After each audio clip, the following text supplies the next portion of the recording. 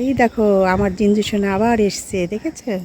আর এই দেখো লাউ শাক, এই যে অনেকগুলো লাউ শাক কেটেছি, এই যে।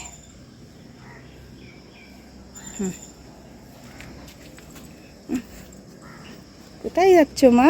কোথায় যাচ্ছ? কোথায় যাচ্ছ? কালকে জানো এত দূর থেকে। শুভ সকাল বন্ধুরা, কেমন আছো সবাই? ভালো আছো তো? দেখো আজকে একটা আবার নতুন দিন শুরু হলো। আজকের দিনটা খুব সুন্দর, রোদ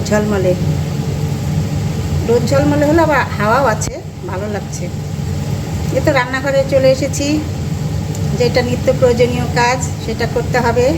আমার 10টার মধ্যে রান্না কমপ্লিট করতে হবে। আমার কর্তা বেরোবে 10:30টার মধ্যে, যার জন্যে রান্নাঘরে চলে এসেছি। একটা দুটো রান্না হয়েও গেছে।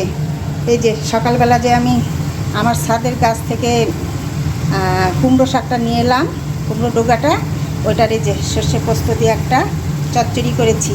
ভাত নেমে গেছে, এখন হচ্ছে এই যে চিকেন হচ্ছে। যা কিছু রান্না হোক প্রত্যেক দিন একটা আইটেম থাকবেই, ফিশ অথবা চিকেন। কেন আমার জিঞ্জু সোনাটাতে কিছু খেতে পায় না, কোনো কিছুতে খেতে পারে না, নিরামিষ, ওই জন্য ওর জন্য একটা আইটেম থেকেই যায়। দুধ দই এগুলোতে ভাত খেতে চায় না, ও শুধু এমনি দুধ খাবে আর হচ্ছে দই খাবে, কিন্তু ওইগুলোতে ভাত খাবে না। কিন্তু ভাত না খেলে তো পেট ভরবে না, যার জন্যে ওর জন্য এই আইটেম থাকতেই হয় প্রত্যেক দিনের জন্য, একটা না একটা, হয় চিকেন থাকবে না হলে মাছ থাকবে। তো এই যে চিকেন রান্না হচ্ছে, এই চচ্চড়ি রান্না হয়ে গেছে, তারপরে এদিকে এই যে ভাত হয়ে গেছে। আর পরে কী করি দেখছি, আর একটা কিছু ভাজা টাজা করে নেব পরে। এই রান্না সারবো, সেরে আজকে পুজো হয়নি, স্নান করব, করে পুজোটা সেরে নেব। আবার এসছি বন্ধুরা পরে, হ্যাঁ রান্নাটা সেরে নিই ফটাফট। দেখো, দেখেছো? দেখো দেখো কোথায় এসে থাকে, দেখো ওই দেখো আবার যাচ্ছে, দেখেছো? দেখো আমি রান্নাঘরে, ও থাকবে রান্নাঘরে। দেখো ওকে কোলে নিতে হবে, আদর করতে হবে।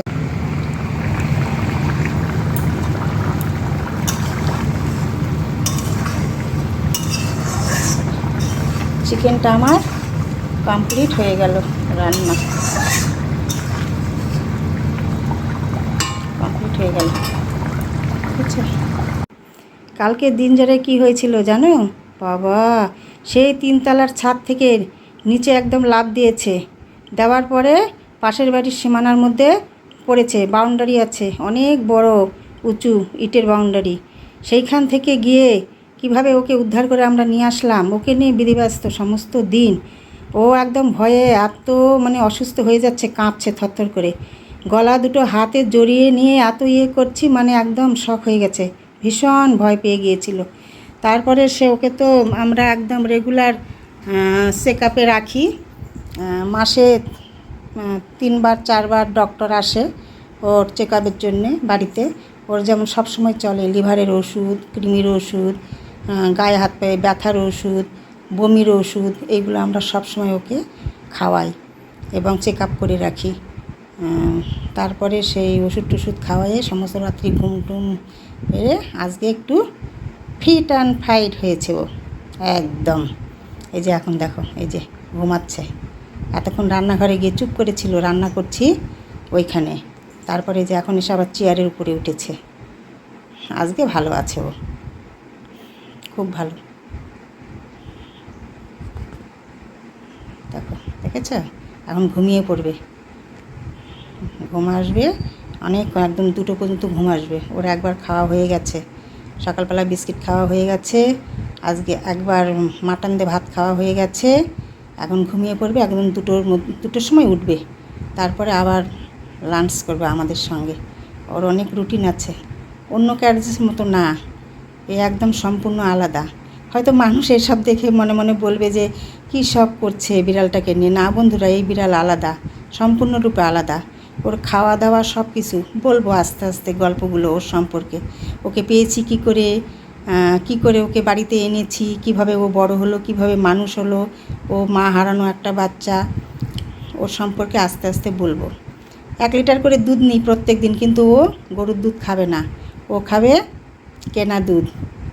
গরুর দুধ মুখেই দেবে না ও, দুধের প্যাকেট নিয়ে আসতে হয়, সেই দুধ ওকে গরম করে খাওয়ানো হয়। ছোটোবেলা থেকে এটাই অভ্যাস, তো ওই জন্য ওই দুধটাই ও খায়। ও রুটিন বলবো পরে একদিন, ধীরে ধীরে সব বলবো, তোমরা দেখতে থাকো, সব কিছু ওর সম্পর্কে জানতে পারবে।